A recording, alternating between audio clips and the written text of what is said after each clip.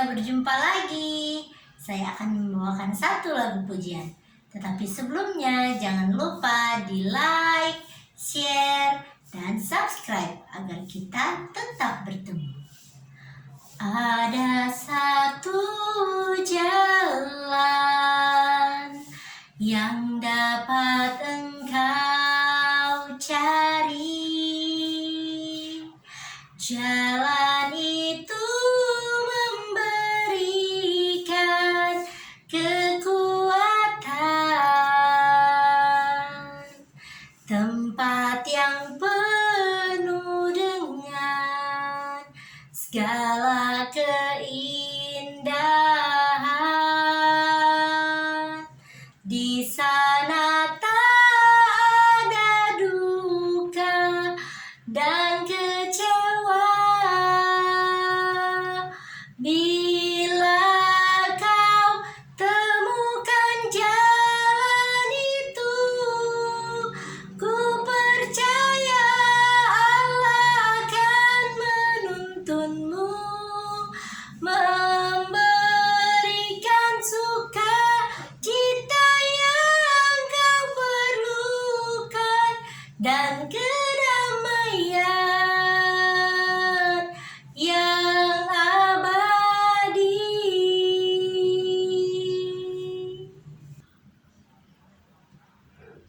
Saudaraku yang dikasihi Tuhan, dimanapun saja Anda berada, kita jumpa lagi hari ini untuk mendengarkan firman Allah. Nah, firman Allah yang kita akan dengarkan pada hari ini masih terdapat di dalam kitab Keluaran. Namun saat ini sudah berada di penghujung atau terakhir daripada kitab Keluaran, yaitu di dalam pasal 40. Namun sebelum saya melanjutkan cerita dari firman Allah ini, di pasal 40 ini saya akan mengingatkan sedikit kepada kita semua tentang cerita di pasal 39 yang lalu. Nah, di pasal yang lalu itu menceritakan bahwa bagaimana mereka membuat pakaian imam, dan kemudian bagaimana pekerjaan itu diterima baik oleh Musa. Yang artinya pada cerita yang lalu itu diceritakan bahwa pekerjaan daripada pembuatan bait suci atau kemah suci dan peralatannya serta baju Imam Harun dan anak-anaknya itu sudah selesai dan sudah diperlihatkan kepada Musa. Dan Musa sudah melihat semua itu dan mereka merasa bersukacita karena pekerjaan yang Tuhan sudah perintahkan untuk mereka lakukan itu sudah selesai semua. Nah, mari kita dengarkan lagi kelanjutan daripada cerita di pasal 39 yang lalu itu. Bagaimana selanjutnya cerita tentang kemah suci ini. Nah, mari kita dengarkan judul daripada pasal 40 ini. Musa mendirikan kemah suci. Nah, judulnya adalah Musa mendirikan kemah suci. Berfirmanlah Tuhan kepada Musa, pada hari yang pertama dari bulan yang pertama, haruslah engkau mendirikan kemah suci, yakni kemah pertemuan itu. Nah, jadi dikatakan bahwa pada hari yang pertama dan bulan yang pertama, di sini tidak dijelaskan ya tanggal berapa itu, hari pertama itu dan bulan yang pertama itu bulan apa ya. Hanya dikatakan seperti itu saja. Dan selanjutnya di ayat 3. Kau tempatkanlah di dalamnya tabut hukum dan kau pasanglah tabir sebagai penudung di depan tabut itu. Nah, jadi selain daripada kemah suci itu didirikan, juga tabut Tuhan itu atau tabut hukum itu juga dibawa masuk ya ke dalam kemah suci. Dan kemudian apalagi yang dilakukan? Kau pasanglah tabir sebagai penudung di depan tabut itu. Kau bawalah ke dalamnya meja dan taruhlah di atasnya perkakas menurut susunannya. Nah, jadi selain daripada tabut itu dibawa ke dalam, juga dikatakan meja, ya. Meja juga dibawa ke dalam dengan segala perkakasnya yang akan ditaruh di atas meja tersebut. Dan kemudian kau bawalah ke dalamnya kandil dan kau pasang lampu-lampunya di atasnya. Nah, selain meja dibawa ke dalam kemah, juga dikatakan kandil, ya. Kandil itu tempat lampu-lampu, ya. Jadi itu juga dibawa ke dalam kemah suci. Dan kemudian kau taruhlah mezbah emas untuk membakar ukupan di depan tabut hukum. Nah, jadi ditaruh juga, dibawa juga itu mezbah emas, ya. Untuk apa mezbah emas itu? Yaitu untuk membakar ukupan. Nah, itu ditaruh di depan tabut hukum. Nah, selanjutnya kau gantungkanlah tirai pintu kemah suci. Kau taruhlah mezbah korban bakaran di depan pintu kemah suci, yakni kemah pertemuan itu. Dan kemudian juga setelah tirai itu digantung, ditaruh juga apa? Mezbah korban bakaran, ya. Mezbah korban bakaran itu ditaruh di depan pintu kemah suci, ya, atau kemah pertemuan. Nah, kemudian kau taruhlah bejana pembasuhan di antara kemah pertemuan dan mezbah itu. Lalu kau taruhlah air ke dalamnya. Nah, jadi bejana yang harus ditaruh air di dalamnya itu ditaruh, ya, di antara, dikatakan di antara mezbah. Jadi bejana pembasuhan itu ditaruh di antara kemah pertemuan dan mezbah, ya. Jadi di antara kemah pertemuan dan mezbah. Dan kemudian taruhlah air di dalamnya. Dan ayat 8, haruslah kau buat pelataran keliling dan kau gantungkan tirai pintu gerbang pelataran itu. Kemudian kau ambillah minyak urapan dan kau urapilah kemah suci dengan segala yang ada di dalamnya. Demikianlah harus engkau menguduskannya dengan segala perabotannya sehingga menjadi kudus. Nah, jadi setelah semua perabotan kemah suci itu masuk di dalam kemah suci, Musa dikatakan mengambil minyak urapan, ya. Kemudian mengurapi kemah suci itu dengan segala peralatan yang ada di dalamnya. Nah, selanjutnya ayat 10. Juga kau urapilah mezbah korban bakaran itu dengan segala perkakasnya. Demikianlah engkau harus menguduskan mezbah itu sehingga mezbah itu maha kudus. Nah, jadi semua peralatannya di dalam kemah suci itu termasuk daripada mezbah korban bakaran itu semuanya harus dikuduskan oleh oleh Musa, ya. Juga kau urapilah bejana pembasuhan itu dengan alasnya dan demikianlah engkau harus menguduskannya. Nah, selanjutnya ayat 12.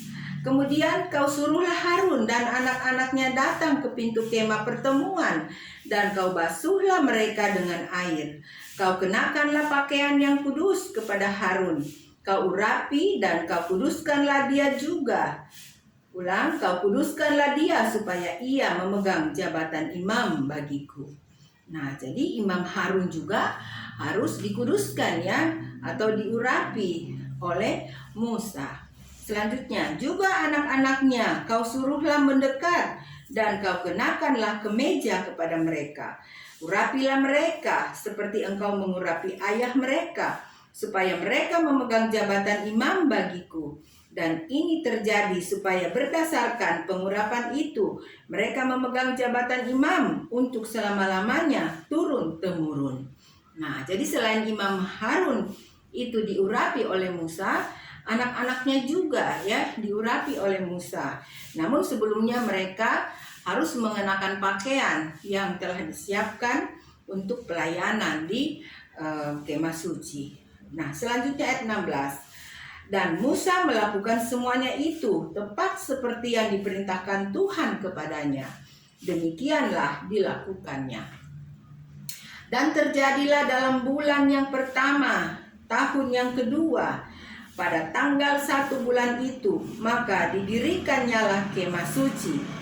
Musa mendirikan kemah suci itu, dipasangnyalah alas-alasnya ditaruhnya papan-papannya, dipasangnya kayu-kayu lintangnya, dan didirikannya tiang-tiangnya. Dikembangkannya lah atap kemah yang menudungi kemah suci, dan diletakkannya tudung kemah di atasnya, seperti yang diperintahkan Tuhan kepada Musa.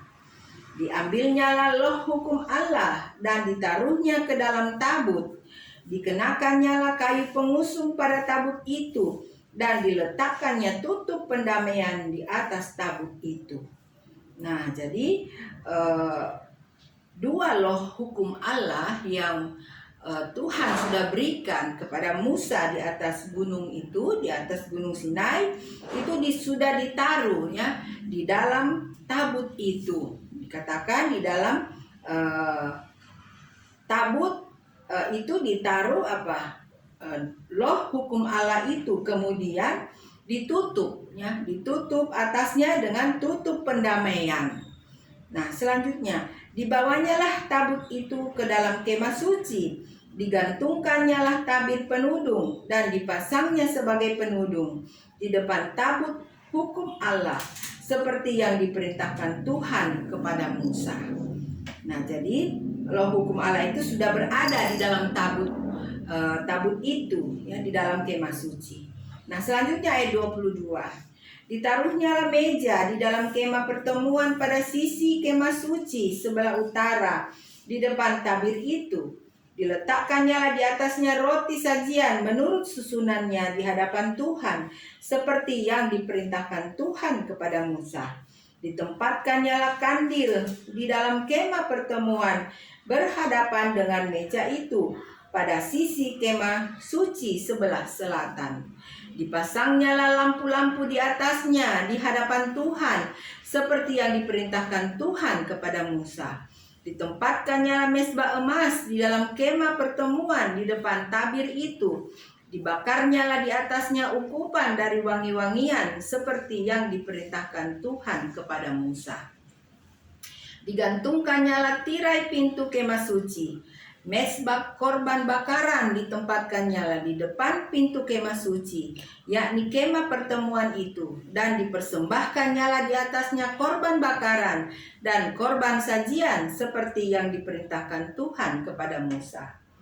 Kemudian ayat 30, ditempatkannya bejana pembasuhan di antara kemah pertemuan dan mezbah itu, lalu ditaruhnya air ke dalamnya untuk pembasuhan. Musa dan Harun serta anak-anaknya membasuh tangan dan kaki mereka dengan air dari dalamnya.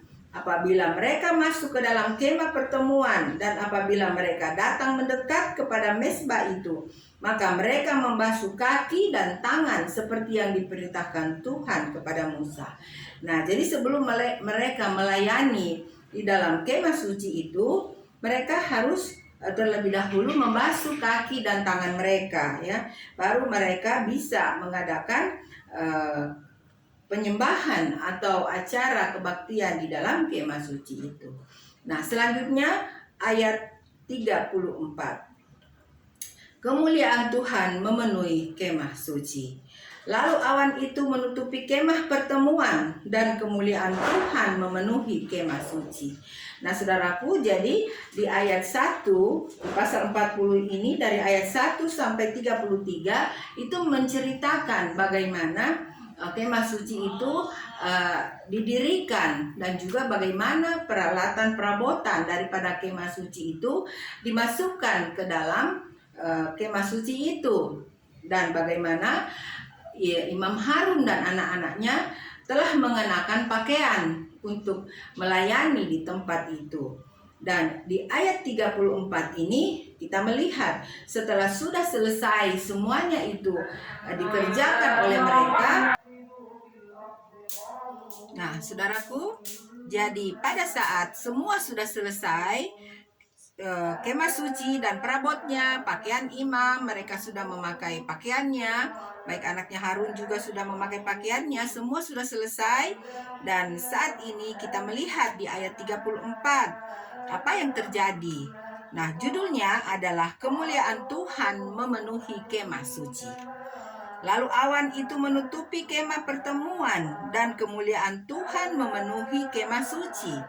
sehingga Musa tidak dapat memasuki kemah pertemuan, sebab awan itu hinggap di atas kemah itu, dan kemuliaan Tuhan memenuhi kemah suci. Nah, jadi pada saat sudah selesai kemah suci ini dibuat, maka kemuliaan Tuhan memenuhi kemah suci itu. Nah, dikatakan kemuliaan Tuhan turun ke atas kemah suci, sehingga Musa tidak dapat memasuki kemah tersebut. Dan apa yang terjadi kemudian lagi? Apabila awan itu naik dari atas kemah suci, berangkatlah orang Israel dari setiap tempat mereka berkemah. Tetapi jika awan itu tidak naik, maka mereka pun tidak berangkat sampai hari awan itu naik.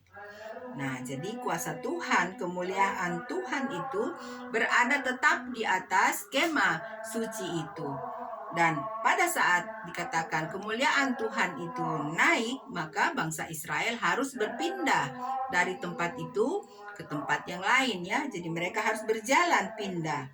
Tetapi kalau selama awan itu masih tetap berada di atas kemah suci, maka mereka juga masih harus tetap berkemah di daerah itu. Nah, selanjutnya ayat 38 sebagai ayat yang terakhir. Sebab awan Tuhan itu ada di atas kemah suci pada siang hari, dan pada malam hari ada api di dalamnya, di depan mata seluruh umat Israel pada setiap tempat mereka berkemah. Nah, jadi luar biasa saudaraku ya. Jadi pada siang hari ada apa? Ada awan, dan pada malam hari awan itu berubah menjadi api. Nah, jadi dengan sendirinya bangsa Israel itu dilindungi oleh Tuhan baik siang maupun malam. Nah, jadi mereka tentunya sangat bersukacita ya untuk itu. Kemuliaan Tuhan, kasih Tuhan yang luar biasa itu kepada umat pilihannya, tetap bangsa Israel itu rasakan pada saat mereka di dalam perjalanan di padang belantara tersebut. Nah, saudaraku yang dikasihi Tuhan, cerita kita dari kitab Keluaran ini sampai sekian ya, sudah selesai. Nah, kita akan berjumpa kembali di cerita di kitab berikutnya. Nah, saya berharap saudaraku sudah dapat mengikuti cerita di pasal 40 ini dengan baik.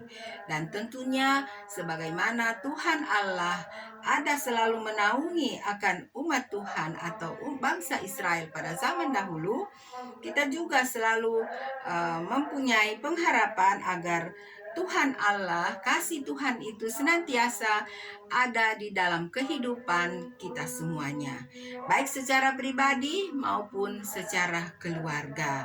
Nah, saudaraku, tetaplah berdoa, tetaplah suka untuk mempelajari atau membaca firman Tuhan atau mendengarkan firman Allah, sehingga iman kita tetap terjaga dan kasih Tuhan itu tetap ada di dalam kehidupan saya dan saudaraku. Sampai sekianlah pertemuan kita pada hari ini. Tuhan Allah selalu memberkati saudaraku dimanapun saja berada. God bless you. Bye.